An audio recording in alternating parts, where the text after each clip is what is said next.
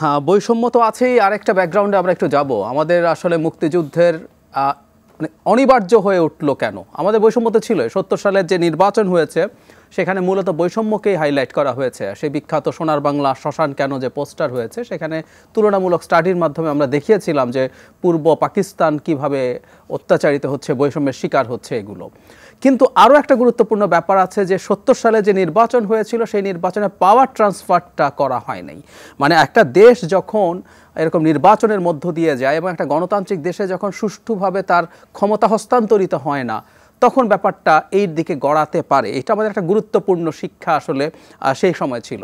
আমরা যদি এভাবে চিন্তা করি যে মুক্তিযুদ্ধটা সফল হয়নি, আমরা স্বাধীন হলাম না, তাহলে কিন্তু এটাকে পাকিস্তানের গৃহযুদ্ধ হিসাবেই বলা হতো শেষ পর্যন্ত আমরা স্বাধীন না হয়ে। কিন্তু ওই পাওয়ার ট্রান্সফারটা না হওয়া, তার মানে আমরা দেখব যে আমরা ওই সময় যে কারণে আমাদের পরিস্থিতি তৈরি হয়েছিল, পরবর্তীতে এসেও আসলে আমরা ঠিক ওই শিক্ষাটা নিতে পারি নাই। আমি বৈষম্যকে এটার সাথেই অনেক বেশি রিলেট করতে চাই। সেটা হচ্ছে পরবর্তীতে দেখা গেল, আমরা অন্তত যদি লাস্ট 3টা টার্মের কথা বলি, আমরা সোকল মিলিটারি ডিক্টেটরদেরকে সরিয়েই রাখি যে মিলিটারি ডিক্টেটররা নির্বাচন ঠিকমতো দেবে না, কিন্তু একটা রাজনৈতিক দল বাংলাদেশে ক্ষমতায় এসে 14, 18, 24, আমরা 8 সালের নির্বাচনকে যদি মোটা দাগে ছাড়ও দেই, 3টা নির্বাচন আসলে ম্যানিপুলেট করতে চাইলেন। একই আমাদের সেই স্বাধীনতার আগে যে কারণে যে পরিস্থিতি তৈরি হয়েছিল সেই পরিস্থিতি, বরং ওই সময় পরিস্থিতি বেটার ছিল। বেটার আমি এই অর্থে বলি, খোলাখুলি বলা ভালো, 6 দফা দেওয়ার পর শেখ মুজিবুর রহমান যতটা জনপ্রিয় মানুষে পরিণত হয়েছিলেন, ৭০ সালের নির্বাচনে কি ফলাফল হতে পারে এটা পাকিস্তানের জান্তা সরকারের ইয়াহিয়ার না জানার কারণ ছিল না।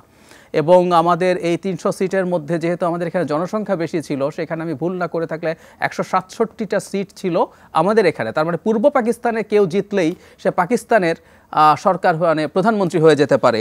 এটা জানার পরও কিন্তু ইলেকশনটা ম্যানিপুলেটেড হয় নাই। মানে ইয়াহিয়ার মতো একজন স্বৈর শাসক মিলিটারি ডিক্টেটরও একটা জেনুইন ইলেকশন দিয়েছিল, তিনি পাওয়ারটা ট্রান্সফার করেন নাই, সেটা নিয়ে সংকট হয়েছে।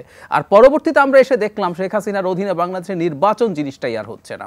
14, 18, 24, 18তে তো রীতিমতো রাতের বেলা সিলমার আমরা দেখলাম। সেই বৈষম্যের একটা খুব গুরুত্বপূর্ণ ভিত্তির জায়গা হচ্ছে একটা নির্বাচন ঠিকঠাক মতো না হওয়া।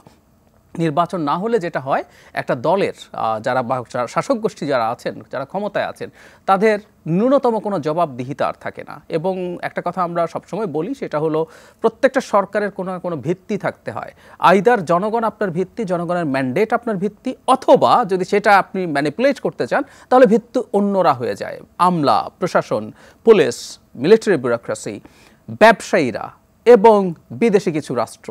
ফলে ওইরা যখন মূল আপার হ্যান্ড নেয় তখন সমাজে বৈষম্য সৃষ্টি হবেই, কারণ তারা চাইবে রাষ্ট্রে উৎপাদিত যে সম্পদ আছে সেগুলো তারা নিজেদের মতো করে লুট করা। এবং আরেকটা কথাও খুব জরুরি, সেটা হলো যখন আপনি সম্পদ প্রচুর চুরি করতে থাকেন, সেই সম্পদ কখনো তার নিজে যেখানে সম্পদ তৈরি হচ্ছে সেখানে সেফ ফিল করেন। এটা সারা পৃথিবীর ফেনোমেনন। ফলে সেই সম্পদ পাচারও হয়েছে। এবং আমরা এভাবে তাহলে বলতে পারি যে বাংলাদেশে বসে বহু বাংলাদেশি বাংলাদেশকে উপনিবেশের মতো ব্যবহার করেছেন।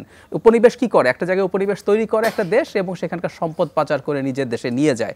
বাংলাদেশে সম্পদ তৈরি করে এখান থেকে পাচার করেছে। সো বাংলাদেশকে বেশ কিছু বাংলাদেশি উপনিবেশ বানিয়েছিল। সেসব কারণেই আসলে আমাদের বৈষম্য এত প্রকট হলো এবং শেষ পর্যন্ত প্রাথমিকভাবে চাকরির বৈষম্য দিয়ে শুরু, এরপর আমাদের আপামর জনসাধারণ প্রত্যেকের মনে কোথাও না কোথাও একটা বৈষম্যের গল্প ছিল। প্রত্যেকে তার তার জায়গা থেকে বৈষম্যের শিকার হচ্ছিল এবং সেটা নিয়ে সবাই রাস্তায় নেমে এসেছিল।